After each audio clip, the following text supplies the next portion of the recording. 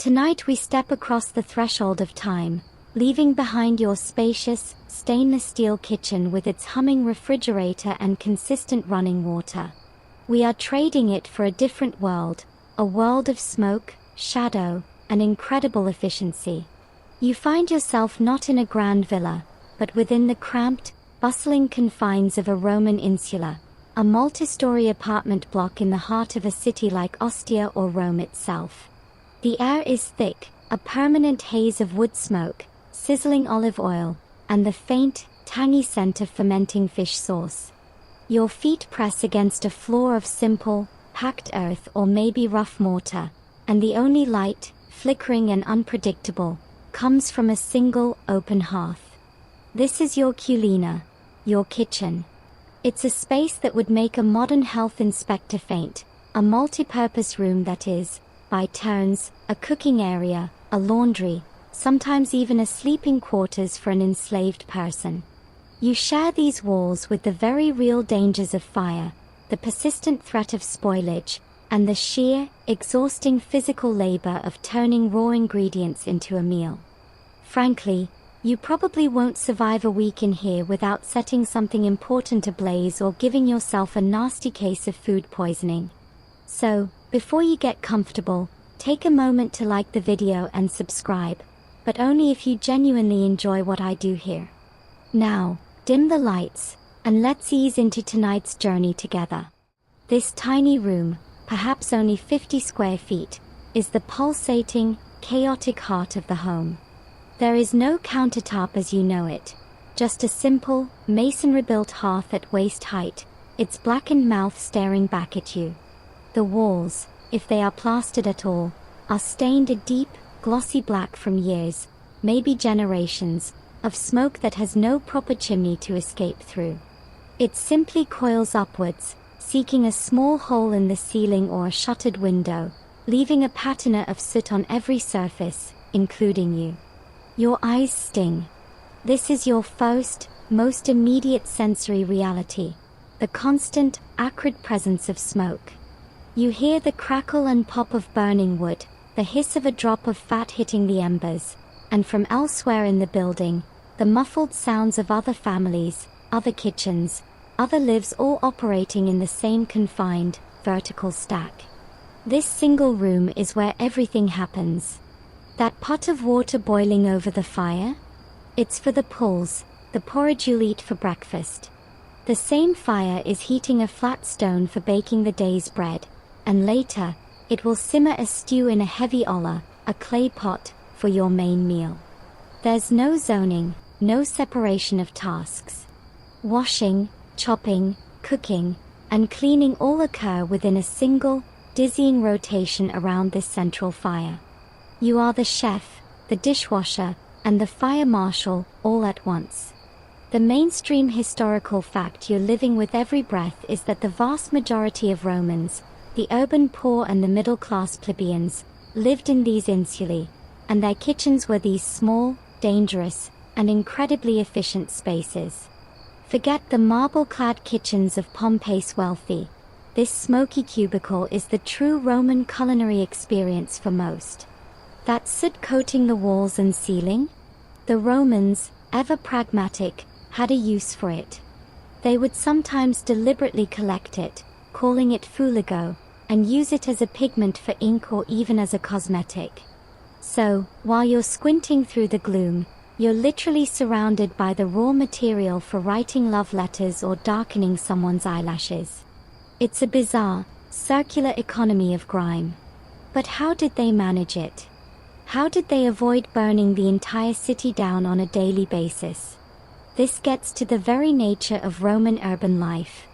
Historians still argue whether the primary motivation for this minimalist kitchen design was sheer economic necessity, a lack of space in overcrowded cities, or a sophisticated cultural adaptation to a specific way of life that relied heavily on communal resources and daily shopping. Was it a failure of imagination, or a brilliant, if risky, solution to the problem of density? As you stand here, feeling the heat of the fire on your face and the grit on your skin, you begin to understand that nothing in this room is an accident. Every limitation has spawned an innovation. Every danger has forged a routine. This isn't just a kitchen, it's a masterclass in making do. That fire you're standing before, its heat pressing against your tunic, isn't just for cooking. It's the absolute monarch of this tiny domain, the sun around which all your kitchen planets orbit. In your modern kitchen, you have zones: cold, hot, dry, wet. Here, you have one zone: hot. And you have to make that single, flickering source of energy do everything.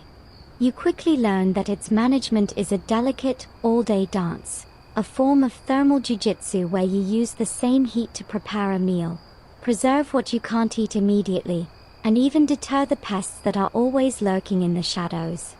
There is no cool, humming box to retreat to, no sanctuary for your perishables.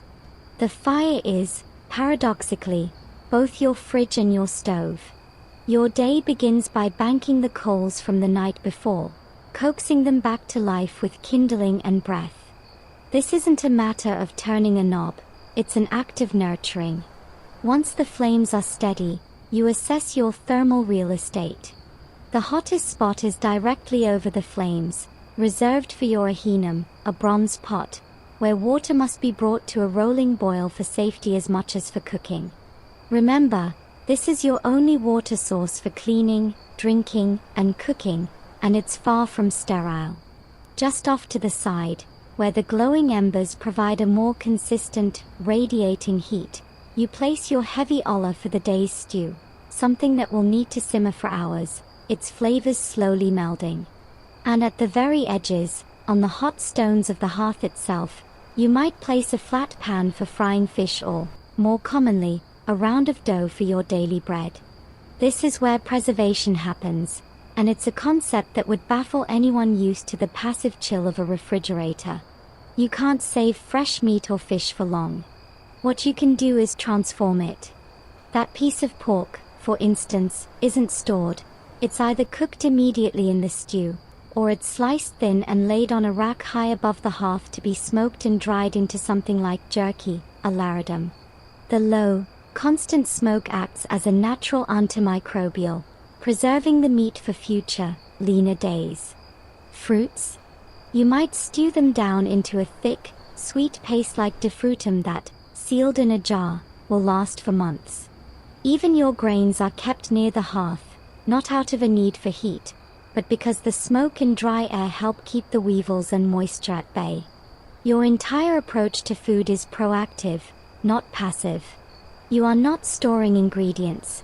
You are actively processing them into stable states, using your one tool, fire, to wage a constant war against spoilage. The mainstream historical fact that governed this entire system was the sheer scarcity and value of fuel. Wood was not an infinite resource for a city of 1 million people. It had to be purchased, often at significant expense, and carried up multiple flights of stairs. You couldn't afford to let that fire die and have to relight it with a flint and steel. You couldn't afford to let it blaze uncontrollably, wasting precious wood. Every piece of kindling, every log, was measured and cherished. This economic pressure forged an incredible efficiency. The fire was never just for one task, it was a multi-tool. While your stew simmered, you'd also be heating a flat iron for pressing clothes, or warming water for a rudimentary bath. It was the home's power plant. Sometimes, the Romans employed a rather aromatic form of pest control. Alongside the smoke, they might hang bunches of strong-smelling herbs like rue or lay down sprinklings of bitter lupin flowers to deter insects and rodents. But in some more rustic settings, there's evidence they believed that placing a live, hairy caterpillar in the grain sack would ward off other bugs. One can only imagine the surprise of reaching for a handful of wheat and finding your tiny, wriggling guardian still on duty. Historians still argue whether this reliance on a single, multi-purpose heat source was a brilliant adaptation that maximized fuel efficiency in a resource-constrained environment, or if it was a significant limiting factor that kept Roman cuisine, for the average person, relatively simple and one-dimensional. preventing the development of more complex, multi-stage cooking techniques that would require separate, simultaneous heat sources. Was the Roman culina a model of elegant, forced simplicity, or was it a culinary straitjacket? As you shift the olla a few inches to the left to catch a slightly cooler spot, you feel the weight of that question in your arms. Every move is a calculation, a trade-off. The fire gives life to your food, but it demands your constant, unwavering attention. Your dance with the fire dictates your tools, and as your eyes adjust to the gloom, you take stock of your arsenal. This isn't a drawer full of single-use gadgets for spiraling zucchini or hulling strawberries. Every item in your Roman kitchen is a multitasking survivor, forged or fired to withstand the direct assault of the open flame. There are no plastic handles to melt, no non-stick coatings to flake off into your pools. This is a world of bronze, iron, clay, and wood, and each piece feels solid, weighty, and essential in your hand. Your entire cooking universe revolves around a surprisingly small collection of core implements, each one designed for maximum versatility within the confines of your cramped workspace. The most ubiquitous item is the olla, the sturdy, round-bellied clay pot you've already met. It's the workhorse, the crock-pot of the Roman world. You use it for everything: boiling water, simmering stews, steaming grains, and even storing leftovers, its lid sealed with a dab of dough. Next to it sits the ahinum, a bronze cooking pot with a graceful, curved body and often a pouring lip. It's more expensive than clay, heats faster, and is your go-to for dishes requiring more precise control, or for making garum-based sauces. Then you have your pans. The sartago, a shallow bronze or iron frying pan, is for your daily fish, your eggs, and for frying those little fritters sweetened with honey.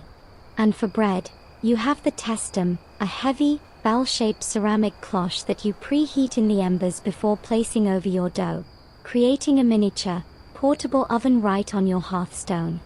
But perhaps the most ingenious tool, the one that truly embodies the spirit of this space-saving kitchen, is the foculus, a small, portable bronze stove. Imagine a brazier shrunk down to the size of a modern hot plate. You fill it with hot coals snatched from the main hearth, and suddenly, you have a secondary, movable cooking station.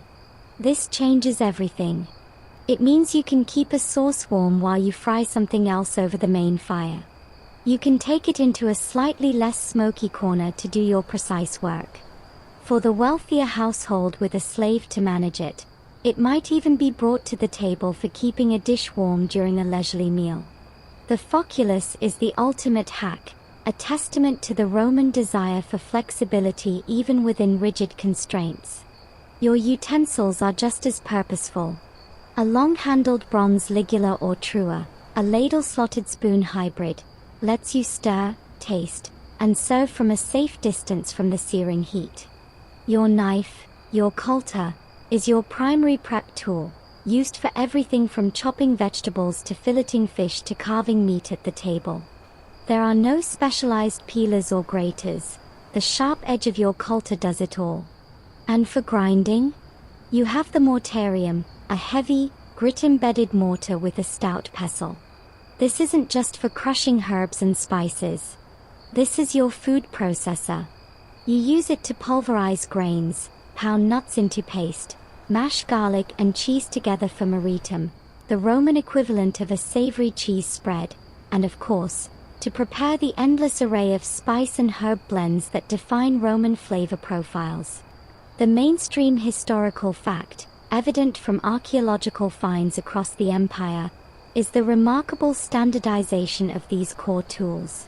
An olla found in Roman Britain is functionally identical to one from North Africa.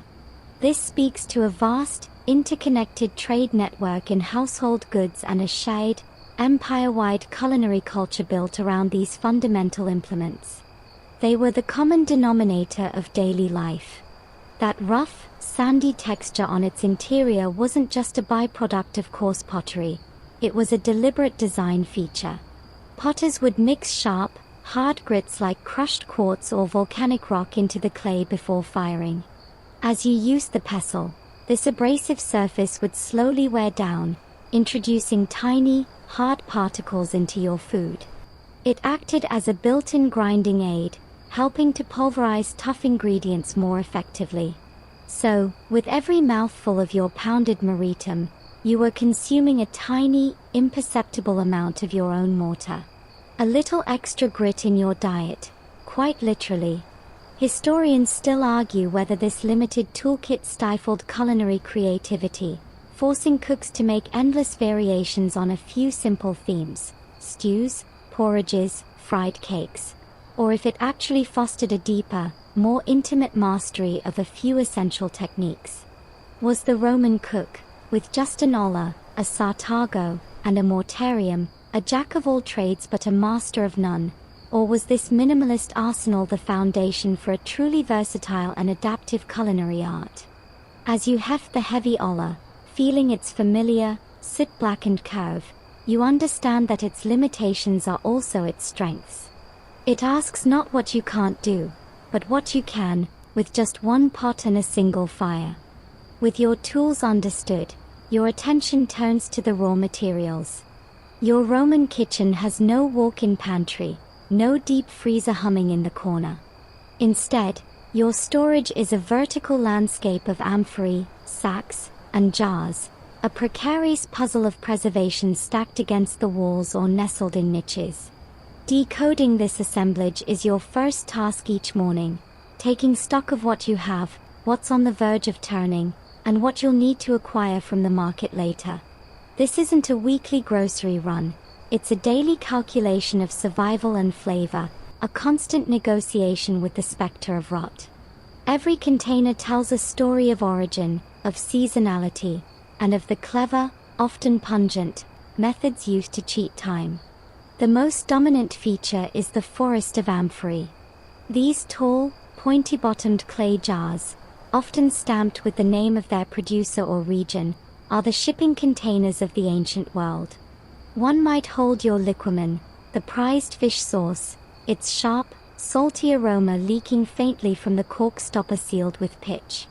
Another, much larger one, contains your wine, already cut with seawater and herbs as a preservative. A third holds your precious olive oil, the liquid gold that fuels your cooking, your lamps, and your personal hygiene. These aren't mere ingredients, they are capital, and you handle them with care, using dippers to withdraw their contents, knowing that exposure to air is their enemy. Their shapes are specialized, too, a long, slender amphora for garum, a more rotund one for oil, all designed for stability in the hold of a ship and now in the cramped hold of your kitchen. Then there are the dolia, massive, immobile storage jars, sometimes as big as a person, that are partially buried in the floor. If you're lucky enough to have one, this is your grain bin, holding your supply of wheat or barley. It's a commitment, a sign of a slightly more stable household, as it represents a larger, less frequent purchase. You'll scoop from it daily to grind your flour for bread. But for most things, your storage is more modest.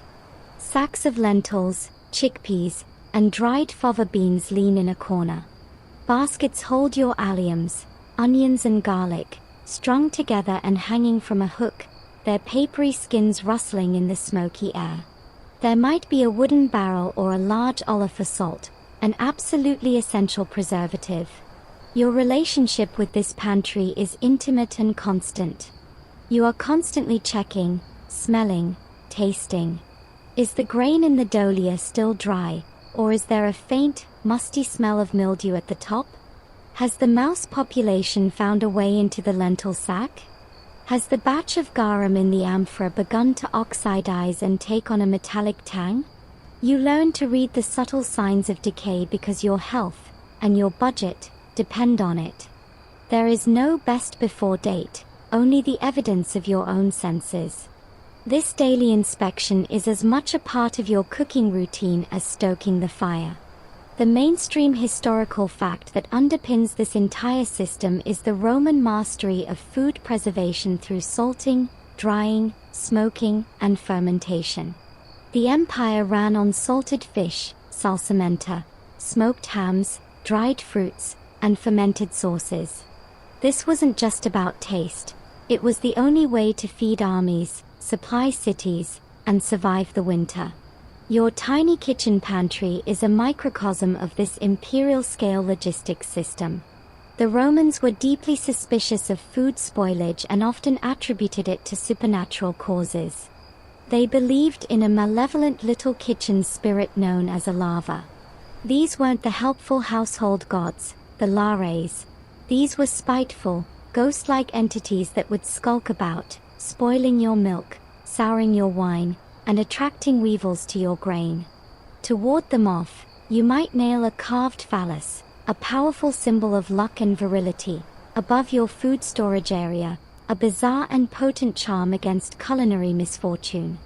Historians still argue whether the Roman reliance on these preservation methods created a palate that actively craved strong, salty, fermented, and umami-rich flavors, making their food seem overpowering to our modern tastes, or if these methods were simply a necessary evil that they tolerated, masking the underlying tastes of ingredients that were often on the very edge of edibility. Did they love garum because it was delicious, or because it was the only way to make a 2-week-old piece of boiled meat taste like anything other than despair? As you dip your ladle into the garum amphora, breathing in its powerful, funky bouquet, you realize the line between a delicacy and a desperation is a thin one, drawn entirely by culture and necessity. The puzzle of your pantry is intrinsically linked to another, more demanding daily chore, the procurement of water. In your modern life, you turn a knob and it flows, clean and endless. Here, in your Roman apartment, that simple act is a foundational logistical nightmare. There is no kitchen tap. There is no running water at all. The only water source for your entire building, and for the entire neighborhood, is the public fountain, fed by one of the city's magnificent aqueducts. And so, multiple times a day, you, or more likely an enslaved member of your household, must make the trek down multiple flights of narrow, dark stairs, out into the street, and join the queue at the Lacus. This isn't a choice, it's the inflexible rhythm of urban survival. You pick up your vessels, your sturdy, handled hydria made of clay or bronze for carrying, or perhaps a bulky, round-bodied dolium if you have a cart or a particularly strong back. The sound of your footsteps joins a chorus of others on the same errand. The fountain isn't a quiet, decorative affair. It's a bustling social hub, a place of gossip, news, and frayed tempers, especially in the dry heat of a Roman summer. You wait your turn as water gushes from a spout into a large stone basin, filling the air with a cool, refreshing mist that feels alien after the stuffy heat of your kitchen. You jostle for position, carefully dip your vessel, heave its now significant weight, and begin the arduous journey back upstairs. Every drop you spill is a small tragedy, a waste of precious effort. This reality dictates everything about how you use water in your kitchen. It is not for casual use. You do not leave a pot of water running to rinse a single lettuce leaf. You do not boil a full kettle for 1 cup of tea. Every single use is calculated. The water you just hauled up will serve multiple, cascading purposes. The first, cleanest portion might be for drinking, though even that is often cut with wine to mask questionable tastes and kill pathogens. The next is for cooking, for boiling your grains or thinning your stew. Then, that same water, now warm and containing nutrients from the food, might be used for the first round of cleaning your pots and pans. Finally, the grayest, grimiest water is used for a quick mopping of the floor or tossed into the communal latrine. This constant hauling shapes your physical world, too. The architecture of your insula is, in part, designed around this chore. The ground floor apartments are the most desirable and expensive not just for the lack of stairs, but for their proximity to the water source. The higher you live, the cheaper the rent, but the greater your daily burden. The wear on the stone steps from centuries of water bearers is a visible testament to this endless, vertical struggle. Your kitchen is, by necessity, a place of extreme conservation, and the most conserved resource of all is the one that seems most basic. The mainstream historical fact that makes this all possible, of course, is the Roman aqueduct. These marvels of engineering brought fresh water from miles away, channeling it into the cities and to these public fountains. It was a public good on a staggering scale, a testament to Roman organizational genius. But the system stopped at the public fountain. Getting the water the last mile, or more accurately, the last several flights of stairs, was your private problem. By the time it reached your fountain, it had traveled through miles of stone channels, some of which were lined with lead. While the continuous flow of water and the mineral deposits that built up inside the channels likely limited lead dissolution, the Romans were unaware of the cumulative, slow-acting poison they were potentially ingesting. Some historians even speculate that lead poisoning from their water pipes and cooking vessels, they used lead to sweeten wine, too, may have contributed to health issues among the aristocracy. So, while you're grateful for the aqueduct's bounty, you might be consuming a hidden, silent danger with every sip. Historians still argue whether the Roman decision to provide water only at public fountains was a deliberate policy to reinforce social hierarchies, forcing the poor and enslaved to perform back-breaking labor while the rich had water piped directly into their urban villas, or if it was simply the most practical and cost-effective solution for a pre-industrial society, minimizing the engineering challenge and cost of a full, private plumbing grid for a million-person city. Was it a system of control, or just a system? As you heave your full hydria, your muscles straining with the familiar ache, the philosophical debate feels less important than the very physical, very immediate reality of the weight in your hands. The water, now secured, dictates the next movement in your daily ballet, the shopping. With a pantry that holds mostly preserved, dry, and fermented goods, the fresh components of your meal must be acquired today, for today. There is no cramming a week's worth of groceries into a refrigerator.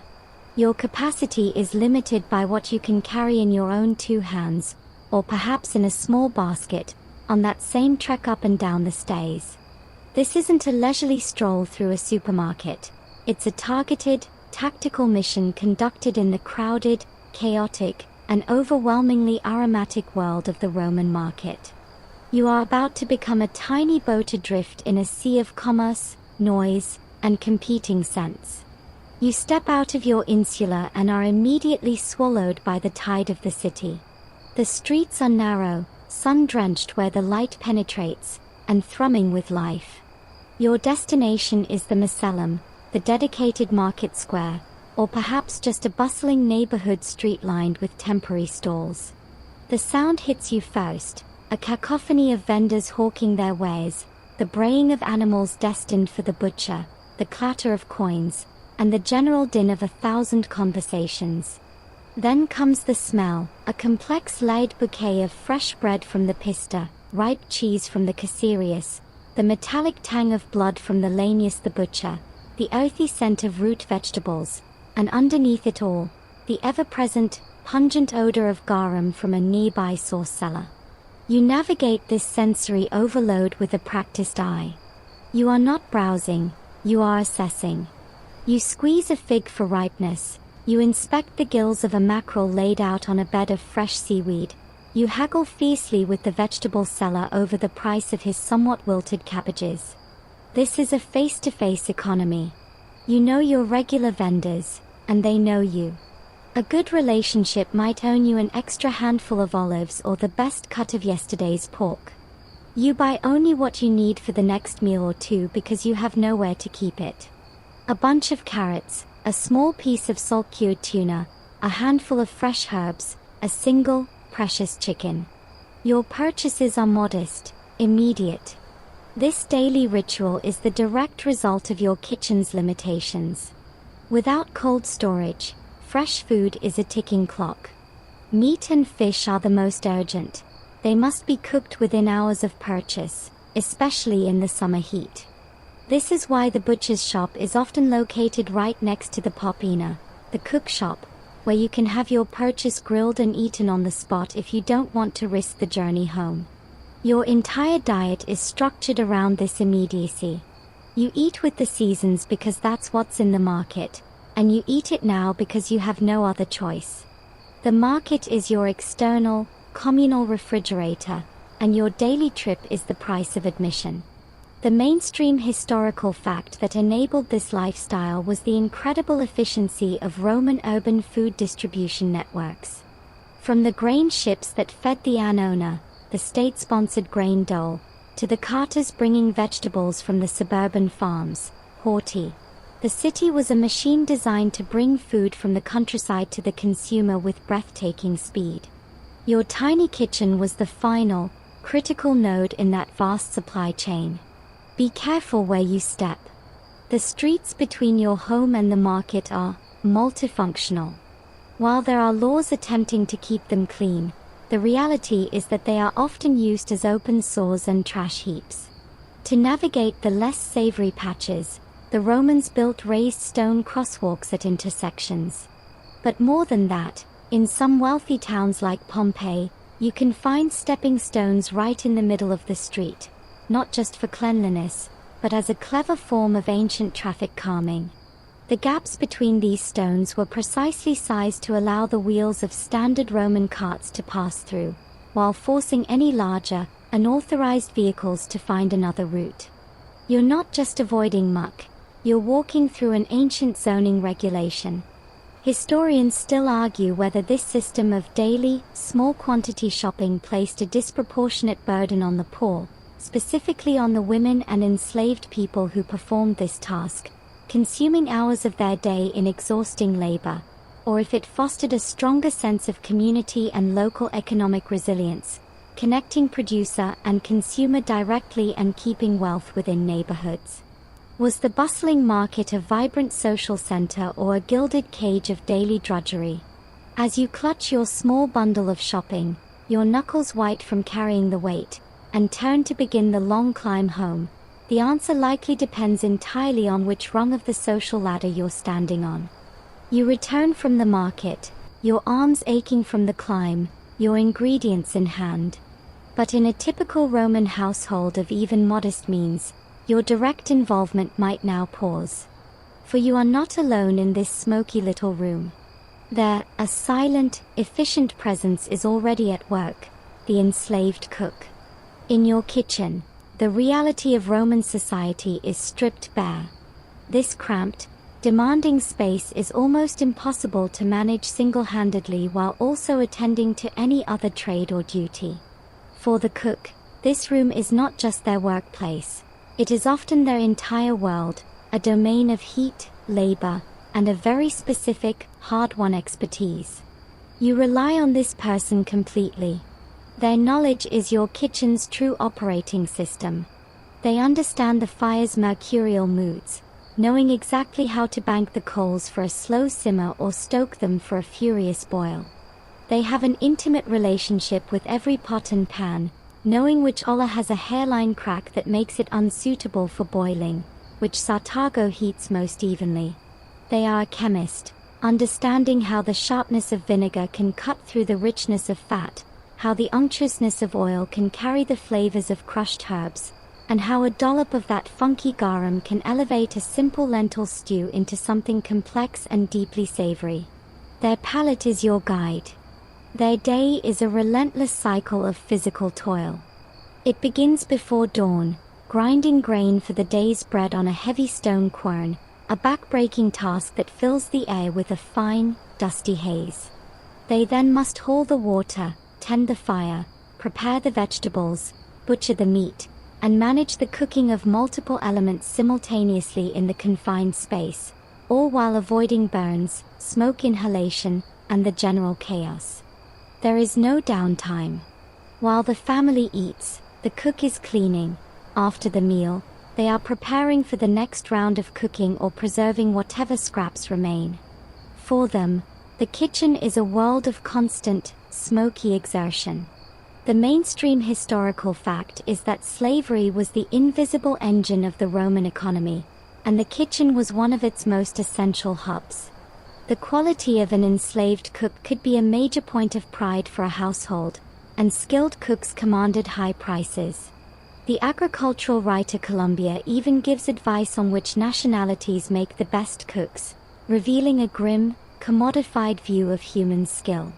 This person, whose labor puts food on your table, is both a prized asset and a piece of property, a contradiction that sits uneasily in the heart of the home. Their name might be a job description. It was common for enslaved people to be given names that reflected their role. Your cook might be known as cocus or pista, baker. But there's also evidence of a more specific and unsettling practice. Some recipes, particularly those from the gourmet Apicius, call for a specialized cooking vessel called a testum panonis, a clay pot shaped like a ham. There is a scholarly suggestion that some wealthy households might have had an enslaved person specifically dedicated to the preparation of ham, who would then be named Perno. Imagine being named for the piece of meat you are forced to cook day in and day out. Your identity is erased, replaced by your function. Historians still argue whether the presence of an enslaved cook in a middle-class home provided a pathway for any form of social mobility or personal agency. Could a talented cook earn tips, buy their freedom, and open a successful pop-ina?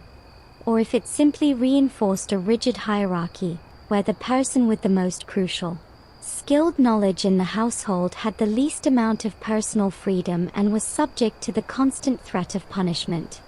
Was the kitchen a potential launchpad to freedom, or just a different kind of prison? As you watch the cook's practiced hands deftly flip a fish in the sizzling pan, their face a mask of concentration in the firelight, you see both immense skill and profound subjugation, intertwined like the braids of a loaf of bread. The world of your tiny culina is not the whole story. To truly understand your own cramped reality, you need to grasp its opposite. The sprawling, industrial-scale kitchen of a wealthy Roman domus or country villa. Imagine stepping out of your smoky apartment and into the culinary heart of a patrician's home. The scale is the first shock. This isn't a room, it's a dedicated wing, often positioned downwind from the main living quarters to keep the smoke and smells at a distance. The ceiling is high, vaulted to allow the vast quantities of smoke to rise and dissipate.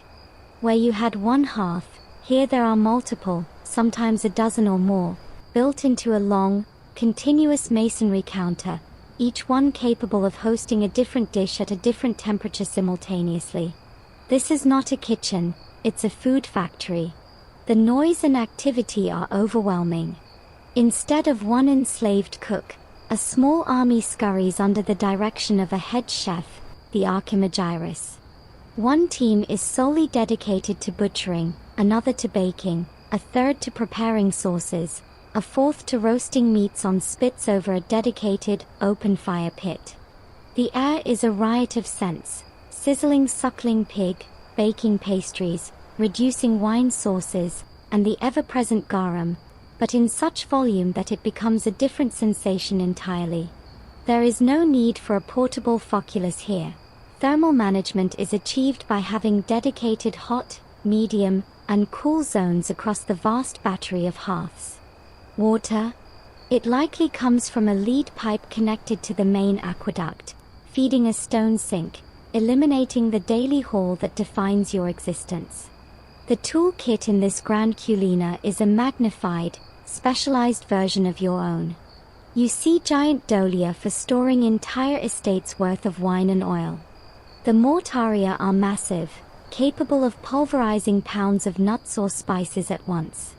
There are specialized pots for everything, fish kettles, dessert molds, and elaborate bronze steamers.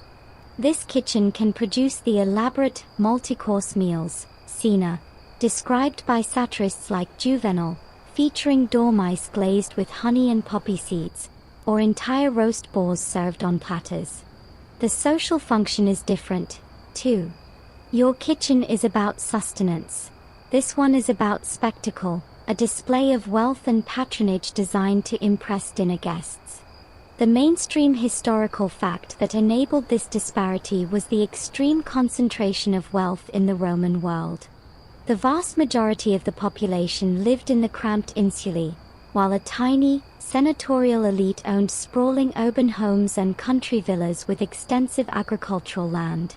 Their kitchens were physical manifestations of that economic divide, capable of a culinary complexity that was simply unimaginable for the average city dweller. Some of those elaborate bronze pots and serving dishes? They might have been made with a special, expensive bronze alloy called Corinthian bronze, which was prized for its golden, non-tarnishing sheen. The Romans believed it was an accidental alloy created when Corinth burned in 146 BC, melting together citizens' gold, silver, and bronze treasures. A serving platter made from this legendary material would be the ultimate status symbol, a conversation piece as valuable as the food it carried. Your simple clay olive feels a world away. Historians still argue whether the grand villa kitchens were actually more efficient per meal produced, benefiting from economies of scale and division of labor, or if they were inherently wasteful, status-driven projects that consumed vast amounts of fuel and human effort to produce often ostentatious and impractical feasts that bore little relation to the daily nutritional needs of most of the household. Was the Villa Culina a peak of ancient culinary engineering, or was it a decadent, inefficient trophy kitchen? As you retreat from the noise and heat back to the familiar confines of your own small space, the contrast is staggering. You realize your kitchen isn't just small, it represents an entirely different philosophy of life, one based on necessity, conservation, and a direct, unmediated relationship with the elements. Faced with the relentless demands of your tiny kitchen, the hauling, the smoke, the fickle fire, a tantalizing alternative whispers from every street corner, the thermopolium. Forget cooking tonight. Why battle the hearth when you can simply walk down the street and have someone else do it for you? The Roman takeout joint is your salvation, a bustling, vibrant institution that makes your personal culinary struggles feel almost optional. As you step out of your insula, the scent of sizzling sausages and warm wine guides you like a beacon, offering a world of instant, affordable gratification just steps from your door. You approach the counter, a sturdy masonry structure faced with colorful, often garish, frescoes of the food and drink on offer. Embedded directly into the counter are large, round-mouthed dolia, the very same jars you use for storage in your pantry, but here they are filled not with grain, but with steaming stews, simmered lentils, and pickled vegetables. The proprietor, the Thermopolarius, stands proudly behind this edible display, his ladle at the ready. The menu is simple, hearty, and designed for immediate consumption. You point to a pot of spicy pork and vegetable stew, or perhaps some fried fish cakes. He scoops a portion into a bowl you've brought from home, or maybe a cheap clay one provided for a small deposit. You can eat it right there, standing at the counter, exchanging gossip with other customers, or you can take it all back to your apartment, a ready-made meal that required no fire, no hauling of water, and no cleanup. This is the reality for a huge portion of the urban Roman population, especially the single men, the poor, and those living in the higher, more fire-prone floors of the insulae where maintaining a kitchen fire was even more hazardous. The thermopolium was the great social equalizer. Here, a lowly laborer, a shopkeeper, and a minor clerk could all stand side by side, sharing a simple, warming meal and the news of the day. It was the ancient equivalent of a fast food restaurant, a coffee shop, and a pub, all rolled into one. For the price of a few small coins, you gained a hot meal and a few moments of community, a respite from the isolation of your cramped apartment. The mainstream historical fact, evidenced by the ruins of over 150 such establishments in Pompeii alone, is that street food was not a niche market. It was a fundamental pillar of the Roman urban food system. It provided a solution to the very problems your tiny kitchen embodies: lack of space, lack of fuel, and lack of time. It outsourced the risk and labor of cooking to dedicated professionals, allowing the urban populace to focus on their trades and daily lives. That warm, spiced wine the man next to you is drinking, known as calda, might be kept hot in a specialized vessel called an orthepsa. This was a bronze urn with a central tube for hot coals, essentially an ancient samovar that kept the liquid at a constant, piping temperature. But the real social quirk was the clientele. While thermopolia were essential for the lower classes, upper-class Roman writers like Seneca and Juvenal sneered at them, describing them as haunts of drunkards and thieves. Eating takeout was seen as a mark of poverty and low character, a social stigma attached to the convenience you are currently enjoying. So, as you savor that delicious, effortless stew, know that you are also indulging in a little bit of Roman social rebellion. Historians still argue whether the proliferation of thermopolia represents a failure of the domestic kitchen, proof that the culina of the insula was too impractical for widespread daily use, or if it instead represents a vibrant and successful service economy that complemented the home kitchen, offering choice and convenience in a densely populated city. Was the popularity of takeout a sign of domestic defeat, or a triumph of urban specialization? As you hand over your coins and feel the welcome warmth of the ready-made meal seep into your hands, the debate seems academic. All you know is that tonight, you have beaten the system. Tonight, the fire is someone else's problem. Whether you've braved your own kitchen or opted for the easy solace of the thermopolium, the meal now before you rests on two unwavering pillars, the absolute non-negotiables of the Roman diet: bread and wine. These are more than just food and drink. They are the bedrock of caloric intake, the symbols of civilization, and the daily rhythm of life itself. In your tiny kitchen, the preparation of these two staples is a sacred, unending cycle, a dance with yeast and fermentation that defines your existence far more than any occasional piece of meat or stew. To be Roman is to eat bread and drink wine. It is that simple, and that profound. Let's start with the bread. Your day, quite literally, begins with it. If you didn't buy it from the pista, the baker, you made it yourself, and that means you were up before dawn. The grain, usually wheat, triticum, has been painstakingly ground by hand on a saddle quern, a back-breaking, hours-long task that produces a coarse, wholemeal flour, gritty from stone fragments worn off the quern. You mix this with water, a little salt, and a portion of sourdough starter saved from yesterday's batch. There is no commercial yeast. The wild yeasts in the air and the lactic acid bacteria in your starter jar are your invisible, living kitchen partners. You knead the dough on whatever clean surface you can find, then let it rest, covered, near the warmth of the hearth. The baking itself is an art of improvisation. You don't have a built-in oven. For a flat, unleavened bread, you might simply cook it on a hot stone. But for a proper, leavened loaf, you use your testum, the ceramic cloche. You preheat it directly in the embers of your fire until it's scorching hot, then you place your shaped dough on the hearthstone and clap the testum over it. The trapped heat creates a steamy, intense environment, causing the bread to rise dramatically and form a thick, crusty exterior. The result is a dense, nutty, slightly sour loaf, the panis plebeius, the bread of the people.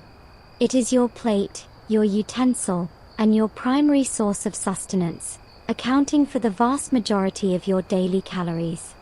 And then, the wine. It is not a luxury, it is a necessity.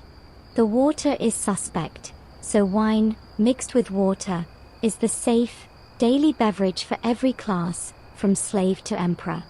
Your wine is stored in an amphora, and it's likely very different from what you're used to. It's often thick, resinated, sealed with pine pitch, which imparts a distinct flavor, and powerfully alcoholic. You never drink it straight. You dilute it with warm or cold water in a large jug, the crater, at ratios that could range from 1 part wine to 2 parts water, all the way down to 1 part wine to 5 parts water for a very light lunchtime drink. It's often doctored further with additions of honey, spices, or even seawater, both as a preservative and a flavor enhancer. A day without this watered-down wine feels incomplete, almost dangerously so. The mainstream historical fact is that the Roman state understood the critical importance of these two staples. The annona, the state-sponsored grain dole, ensured that the urban poor of Rome received a monthly ration of wheat, a political tool to prevent famine and riot. The supply of grain was a matter of imperial stability. Similarly, wine production was a massive agricultural industry, with vineyards stretching across Italy and the provinces, their products traded to the farthest corners of the empire. That gritty texture from the stone quern wasn't just a textural feature, it was a major dental hazard. Analysis of Roman skeletons consistently shows severely worn teeth, a direct result of a lifetime of eating bread contaminated with minute stone particles from the milling process. Your daily sustenance was slowly, inexorably, grinding your teeth away. As for the wine, the Romans believed it could reveal poison. They would sometimes drop a valuable Marina cup, made from fluorspar, into the wine, believing that the stone would shatter if the wine had been poisoned. It was a flawed but deeply held superstition, a layer of psychological security in a world of political intrigue. Historians still argue whether the Roman reliance on bread and wine created a relatively stable and healthy diet for the masses, providing essential calories and a safe, hydrated beverage, or if it led to a monotonous and nutritionally deficient existence, lacking in the variety of fruits, vegetables, and proteins needed for optimum health, and contributing to widespread issues like tooth decay and, for the wealthy, gout from excessive consumption of lead-sweetened wine. Was the bread and wine diet a triumph of public health or a recipe for mediocrity? As you tear off a piece of your crusty loaf and dip it into your cup of watered wine, you are participating in the most fundamental and most debated culinary ritual of the ancient world. As you dip that piece of bread, it soaks up not just the wine, but the other, far more potent flavor that defines Roman cuisine, garum. This fermented fish sauce is the ketchup, the soy sauce, the Worcestershire sauce, and the MSG of the entire empire, all rolled into one pungent, umami-rich liquid. It is in everything. From the most elaborate patrician feast to the simplest bowl of lentils from the Thermopolium, garum is the ubiquitous background note, the flavor baseline that makes food taste, to a Roman, like food. In your tiny kitchen, a small amphora of this liquid gold is your most prized possession, the secret weapon that transforms the bland into the magnificent. Making garum is an industrial process best done far from residential areas, but you understand the basics. It's a product of controlled rot. Small fish, anchovies, sardines, mackerel, or their entrails are laid with salt in large vats and left to ferment in the sun for weeks or even months. The salt draws out the moisture, and enzymes from the fish guts break down the proteins, creating a deeply savory, amino acid-rich liquid that is then drained off. The highest quality, liquamen, is a clear, amber fluid, while the lower quality, pastier dregs are called alec. Your kitchen amphora holds liquamen. You use it with a careful hand, adding a splash to stews, using it as a base for sauces, diluting it with vinegar and herbs for a table condiment, or even drizzling it over fresh fruit and cheese for a shocking sweet and salty combination. Its aroma is powerfully fishy in the jar, but when cooked, it mellows into a deep, savory backbone that amplifies every other flavor in the dish. To live without garum is unthinkable. It is the great flavor unifier, a taste so common that it would be the most recognizable sensation to any Roman transported through time. Its production was a massive industry, with famous factories in places like Pompeii and Hispania Baetica shipping their products across the known world. Your small supply connects you to this vast commercial network.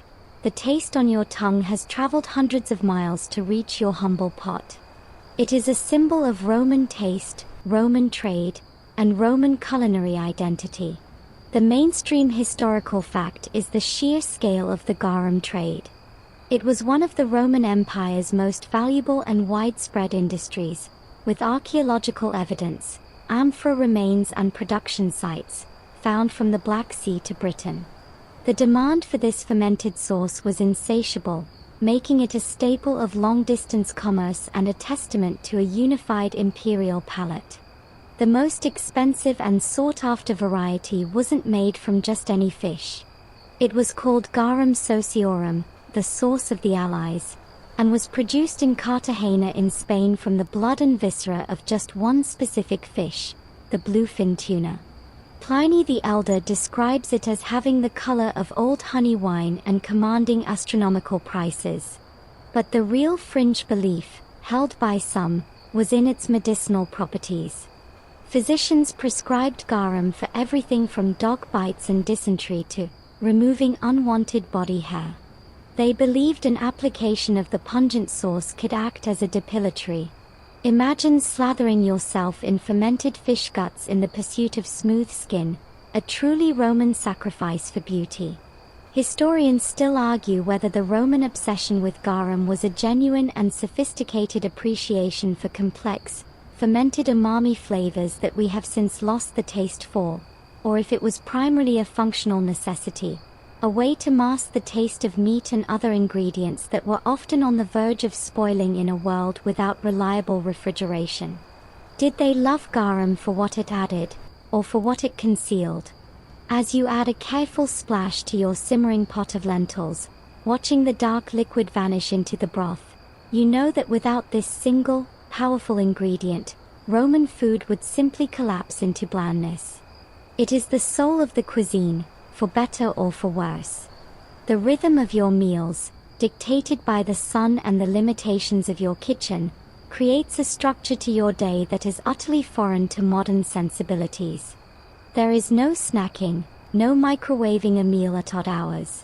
Your eating schedule is a slow, deliberate crescendo of sustenance, a social and logistical ritual built around the capabilities of your culina and the Roman concept of the day itself. Forget breakfast, lunch, and dinner. You are living by ientaculum, prandium, and cena. Your day begins with ientaculum, a breakfast so simple it barely qualifies as a meal. You rise, and with the embers of the fire still glowing, you might grab a piece of last night's leftover bread, dipping it in a little wine or water to soften it, perhaps with a few olives or a scrap of cheese. It's eaten quickly, often standing up, a mere fuel stop to start the day. There is no cooking involved, no firing up the hearth. This is a meal of pure convenience, designed to get you out the door and on with your business with minimal fuss. The culina is largely silent at this hour, the main hearth cold, its work not yet begun. Around midday, you break for prandium. This is your lunch, but it's still a casual, often cold, affair. You might return home, or more likely, you eat at your place of work or a nearby thermopolium. It consists of more leftovers from the previous night's cena, cold meat, more bread, fruit, and perhaps some of the ubiquitous salad of chickpeas or lentils, dressed with vinegar and a few drops of precious oil. Again, the kitchen fire remains unlit. The prandium is about refueling, not about ceremony or elaborate preparation. It's a pragmatic pause in the day, a recognition of hunger without the luxury of a full cooking session. Then, as the afternoon wears on and the business of the day concludes, the focus shifts entirely to the cena. This is the main event, the only true meal of the day, and the one that justifies all the toil and smoke of your tiny kitchen. For the wealthy, this could be a multi-course, hours-long banquet. For you, it is a single, substantial, hot dish, a stew, a porridge, a fried fish, but it is served and eaten with a sense of occasion. This is when the fire is stoked to its full intensity, when the olla simmers for hours, when the smells of cooking finally overpower the scent of smoke. The cena is a social and familial anchor. It is the reward for the day's labor, the moment the kitchen fulfills its ultimate purpose. The mainstream historical fact embedded in this meal structure is the Roman division of the day, which was not measured in fixed hours for most people, but by the sun and the rhythm of public life. The cena marked the end of the working day and the beginning of personal time. Its timing and importance underscored the agricultural roots of Roman society, where the main meal came after the day's labor in the fields was done. If you were wealthy enough to recline for your cena, you did so on a lectus, a couch, leaning on your left elbow and eating with your right hand. But for the common person, you likely sat on a simple stool or bench. However, the universal utensil was the bread itself. You used a thick slice of that coarse ponis plebeius as an edible spoon to scoop up stew, soak up sauces, and wipe your bowl clean. Your plate and your spoon were one and the same, and were consumed as part of the meal, a perfect, waste-free system born of necessity. Historians still argue whether this meal structure, with its one major hot meal per day, was a healthier and more socially cohesive way to eat, preventing constant grazing and making the evening meal a focused family event, or if it placed an unsustainable metabolic burden on the body, requiring people to consume a massive number of calories in one sitting after a day of hard labor on a light breakfast and lunch. Was the Roman meal rhythm a model of intuitive eating or a recipe for digestive distress? As you sit down to your evening cena, the single, warm, satisfying bowl that represents the pinnacle of your kitchen's daily output, the question fades away. In this moment, it simply feels right. The efficiency of your tiny kitchen comes with a constant, whispering undercurrent of danger. This is not a safe space. It is a tinderbox, a flood zone, and a petri dish of bacteria, all crammed into 50 square feet. Every day, you navigate a minefield of potential disasters, any one of which could spell ruin, injury, or death. The very elements that make it functional, the open fire, the limited water, the organic materials, are also the sources of its ever-present threats. Your vigilance is the most important ingredient in every meal you prepare. The fire is the most obvious menace. It is your servant, but it is a capricious and violent one. A single stray spark, a gust of wind through the window, a moment of inattention while adding a log, and the dry wooden beams of your insula can ignite. There were no fire departments, only bucket brigades that were often futile against a determined blaze. The entire city lived in fear of this, and history is littered with catastrophic urban fires, Rome's Great Fire of AD 64 being the most famous example. Your kitchen is a direct contributor to this citywide risk. You are constantly aware of the heat on your skin, the pop of an ember, the direction of the smoke. You keep a vessel of water or sand nearby at all times, a pathetic but necessary defense against your own source of life. Then there is water, but not the kind you want. Your building lacks proper drainage. When you wash your pots or mop the floor, the dirty, greasy water has to go somewhere. It often gets tossed into the street or, in a slightly better setup, into a central drain in the stairwell. But backups and overflows are common. In a heavy rain, water can seep under your door, turning your packed earth floor into a muddy swamp, threatening your stored grain and fouling your living space. Dampness brings mold, and mold brings sickness. Your kitchen is a constant battle against moisture, both the lack of the clean kind and the overabundance of the dirty kind. And finally, there is filth. In the smoky, crowded, and often warm environment, sanitation is a relentless struggle. Food scraps attract pests, rats, mice, and insects of every description. Without sealed containers, they are a constant presence, gnawing at your sacks of grain and leaving droppings on your surfaces. The smoke helps, acting as a natural repellent, but it's not enough. The risk of foodborne illness is ever present. You rely on boiling, on the preservative power of salt and fermentation, and on a healthy dose of luck to avoid a debilitating case of poisoning from a piece of spoiled meat or a contaminated vegetable. The mainstream historical fact is that urban life in Rome was notoriously hazardous, and the domestic kitchen was a primary source of that hazard. Archaeological evidence from insulae often shows signs of repeated fires and subsequent repairs. The Roman satirist Juvenal, in his rants about the dangers of city life, specifically mentions the ever-present fear of fire and collapsing buildings, a fear that started in kitchens like yours. They had a peculiar form of fire insurance. There was no paper policy. Instead, wealthy men like Marcus Licinius Crassus formed private fire brigades. But they didn't work for free.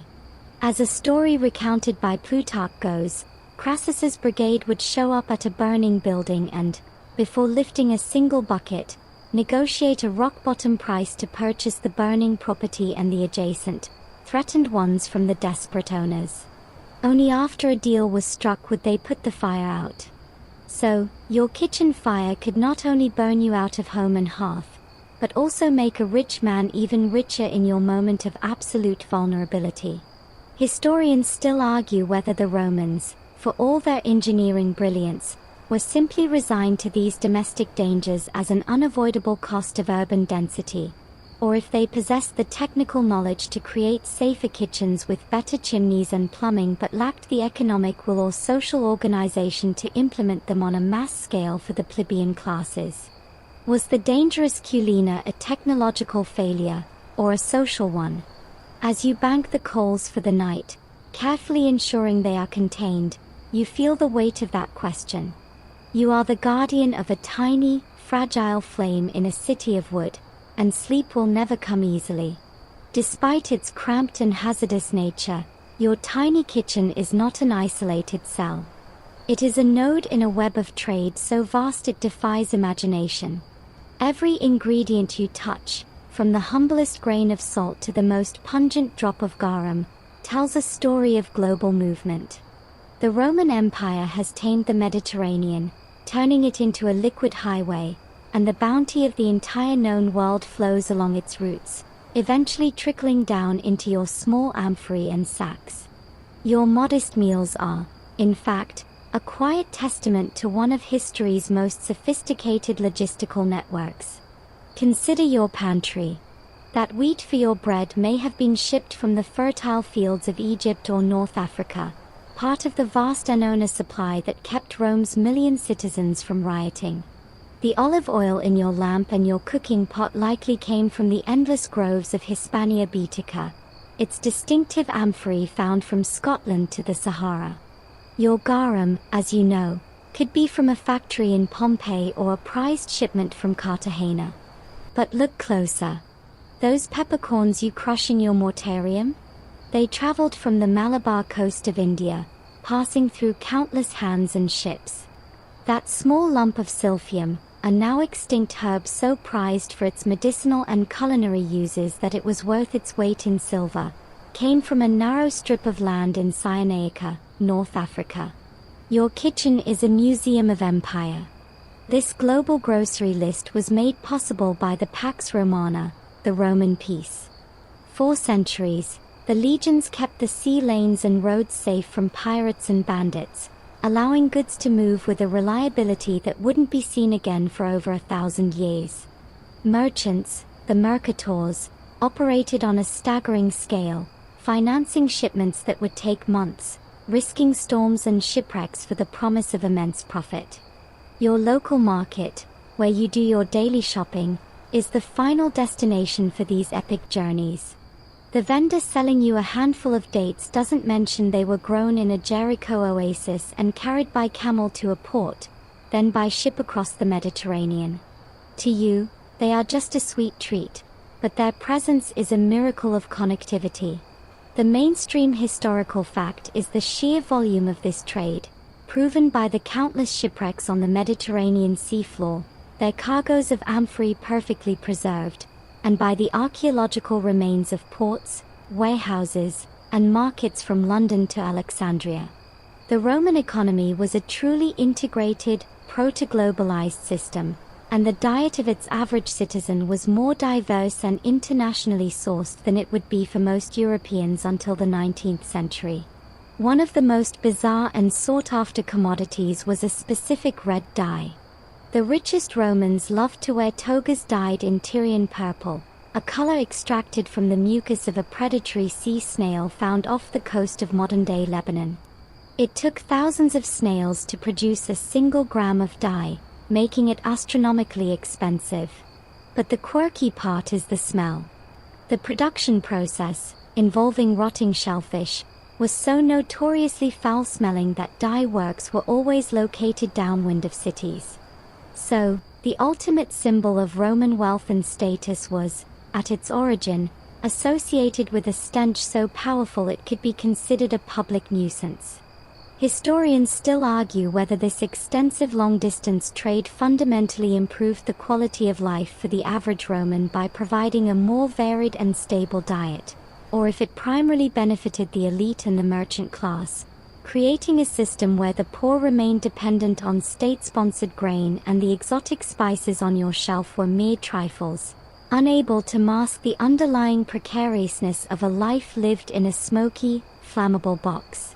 Did the empire's grocery list empower you, or did it just make you a more connected, yet still just as vulnerable, consumer? As you sprinkle those precious, imported peppercorns into your stew, you are tasting not just a spice, but the immense, complex, and contradictory engine of an entire civilization. As the centuries turn, the world outside your kitchen changes irrevocably. The legions retreat, the vast trade networks that fed your pantry fray and then snap, and new peoples with different customs move across the lands once unified under Roman law. The Pax Romana is a fading memory. And yet, in 1,000 small ways, the legacy of your tiny, smoky culina endures, its fundamental principles and hard-won adaptations woven into the fabric of daily life for centuries to come. The empire may fall, but the problem of how to feed a family in a small space never does, and the Roman solutions prove to be remarkably persistent. The most obvious legacy is in the tools.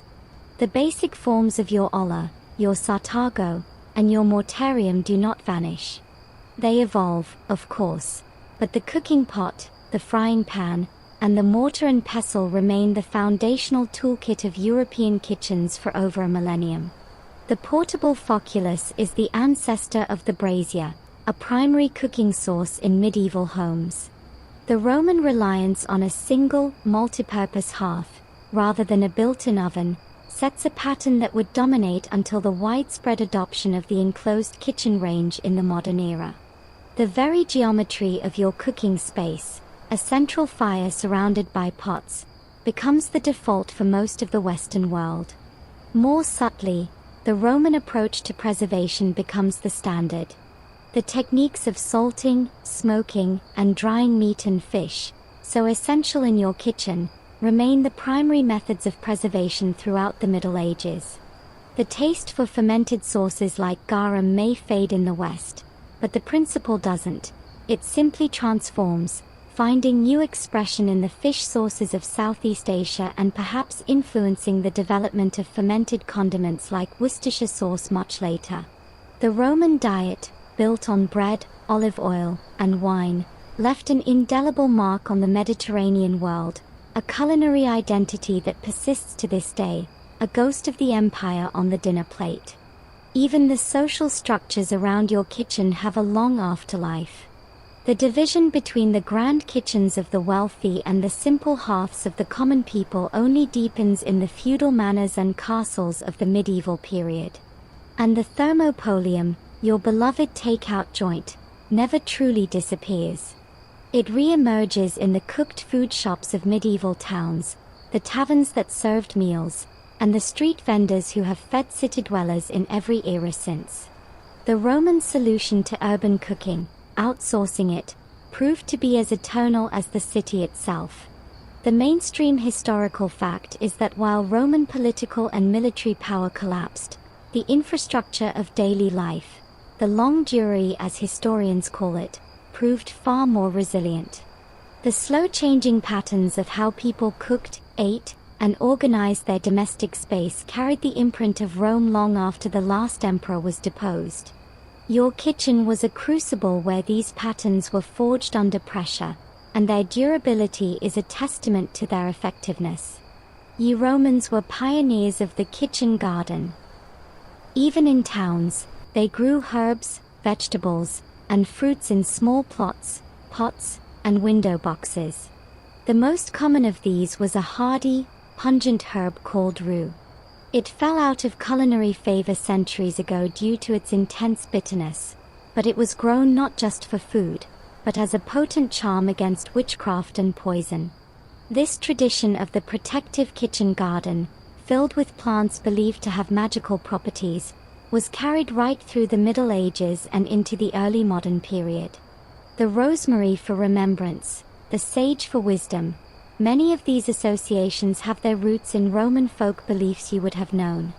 Historians still argue whether the ultimate legacy of the Roman kitchen was one of stagnation, locking European domestic life into a simple, fuel-inefficient model for 1,000 years, or one of brilliant, foundational innovation, creating a flexible and adaptable template for domestic life that could survive the collapse of the complex system that created it. Did the Roman cucina hold back progress, or did it provide the essential, stable bedrock upon which future cuisines could eventually be built? As you take one last look around the smoky, cluttered, but profoundly human space, you feel the truth is both. It was a product of its time, limited and dangerous, but also a timeless blueprint for turning raw ingredients into life, one small, carefully managed fire at a time. Let the final images of that small, smoky kitchen fade from your mind. Picture the last embers of the hearth cooling to gray ash, the last amphora being sealed, the simple tools being wiped clean and set aside for the night. The relentless hustle of the Roman world is settling into silence, the demands of the fire and the market giving way to rest.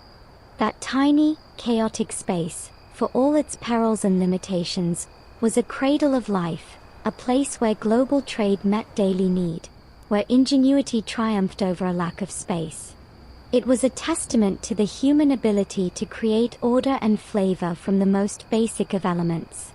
The Romans are long gone, their empire turned to dust and poetry, but the fundamental, humble act of preparing a meal, of nurturing a flame, of turning the day's labors into sustenance, echoes through the ages, a quiet, comforting constant in the ever-changing story of our world.